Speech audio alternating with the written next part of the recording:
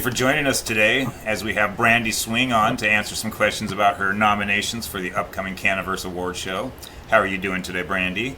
I'm doing great. Thank you for having me, Troy. Absolutely, my pleasure. Thank you for joining us.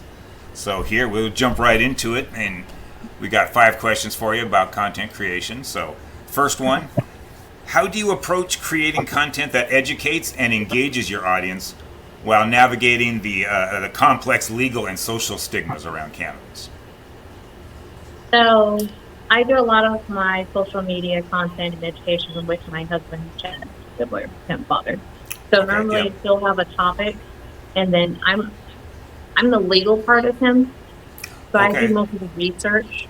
So whenever he's speaking correctly, and then okay. people will try to with Fact questions, and checking. I can answer those questions and try to keep everybody up to date on different legal things that are happening within the medical market along with the recreational market by keeping him up to date. So when people ask him a question, he's not coming up. It's a great partnership. It's working well. Yeah, you guys have both received multiple nominations, so congratulations on Yeah, that. Real quick. thank you. Good deal. Okay, what trends or innovations in the cannabis industry are you most excited about, and how are you going to incorporate that in future content? Um, Innovations. I think with a lot of states going from medical to recreational, it's the pre-pack that's become more of a conversation and patients being more concerned about that. So having more research, understanding which companies that are being actually in control of the pre-packed items and how they package the items to keep them safe and fresh Okay. while keeping the quality the same. So doing more research into that to have adequate answers, but also to know which companies to promote for safe packaging for Reputable pre-pack. companies versus profit. Yeah. Okay. Uh, Patience over profits for sure. So, So when it comes to pre-pack, they really have nothing to do with patients. So it's yes. still going to be like the farm and the processors that are actually having the final costs out that are going to be, are they for patients or are they for profit?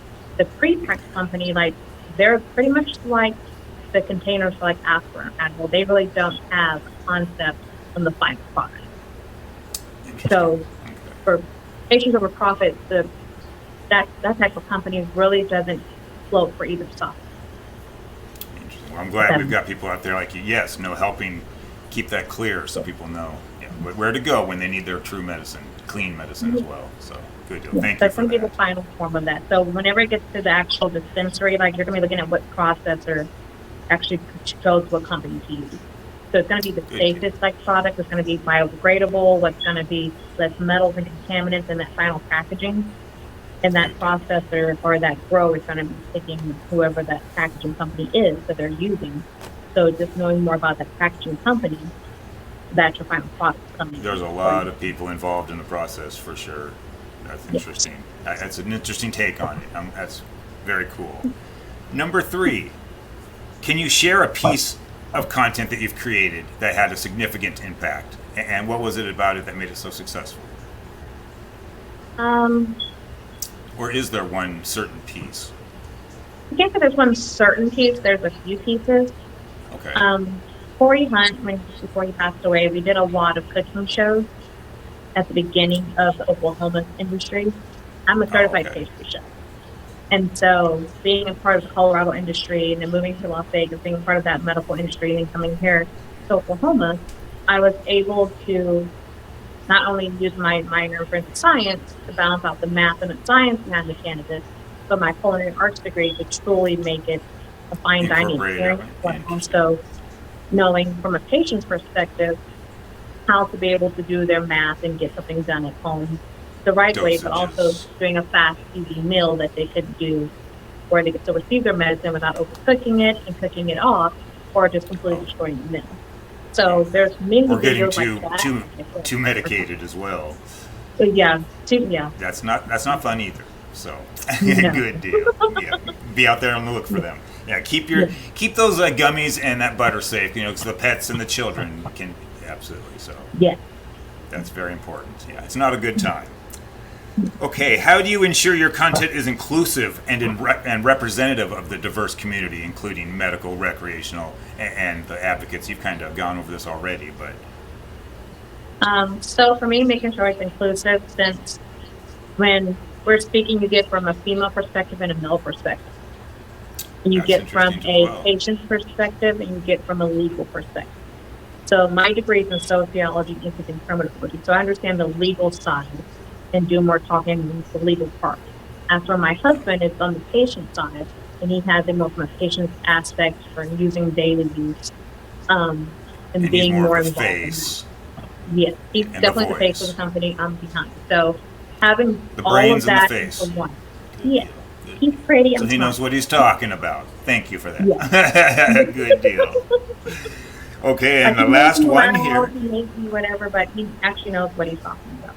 Yeah, no, he does, and that's why he's gotten nominated for an award. So, Yeah. absolutely, the community has noticed, and they're standing behind you. So they want you to know that. So, very cool. And then finally, what challenges have you faced being a content creator, and how did you overcome it, or So being how on still Facebook, battling there's it? still battling. So being on Facebook, and the thing is, I'm an African American female content creator in a cannabis industry. So there's already a stigma for me.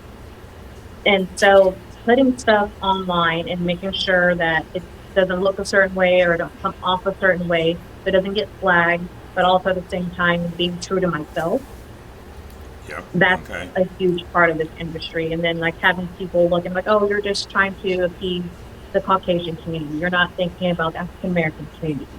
Or it's your product always only this, or you only talk about this. So it's figuring out that good balance Yes, and make that's people got to be. understand that the plant doesn't see what color you are. The plant doesn't know that you're male or female. The plant just knows it's supposed to work. It's Yep, it supposed has to one attack job the to certain do. cells and do its job.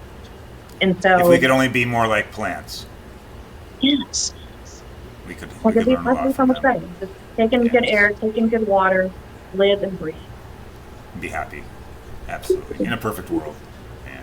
Yeah, Well, if you keep doing what you're doing, maybe one day a generation will finally come around and they'll have what I, you guys have been working so hard for. So that's what we keep it up for. So yeah.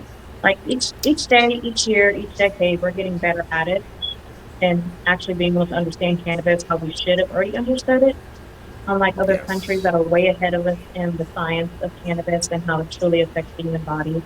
We're so the far government's behind, but never going to come um, around and admit they were lying. So it's going to be up to us to have them I can't say that shove our it down their government throat. ever lied about cannabis. Our government's always had a cannabis research in Georgia. So when Okay. they got rid of the hemp program in America, they started a cannabis program that's been Okay. around for almost 110 years. Wow. But Wow. yet, the science that they've figured out on that, they haven't shared with the greater medical community. But Yeah. yet, they had a whole medical research program for almost 20 or almost 30 years. Wow. And all the They patents can that break they even have on it and 14 everything of else. Yeah. exactly. But with different They can presidents and hide it no everything, longer. Yeah. We're they not can't. stupid. We So can't. And now we have science, and we can actually see how it's affecting. We have people with cameras that actually can be at home and be like, "This is what it's done. This is what's happened. This is how it progressed." You see people and it's with people like you Parkinson's. that are sharing it and showing that it's helping children, it's helping older people, it's helping everybody. And honestly, if you go home at the end of the day and have a couple of joints instead of a couple of martinis, to self-medicate or whatever and relax, I don't see anything wrong with that. So yeah, we should have a safer choice than alcohol. So good deal. 100%. Absolutely. 100%. Well, Something that thank you should so much naturally for be helpful. being here with us tonight. Well, And thank you for I'll let you having get me. back with your evening. Yes, but congratulations on your multiple nominations, and we will see you Saturday night, April 19th at 9 o'clock. So, right All on. right. Thank you. Thank you.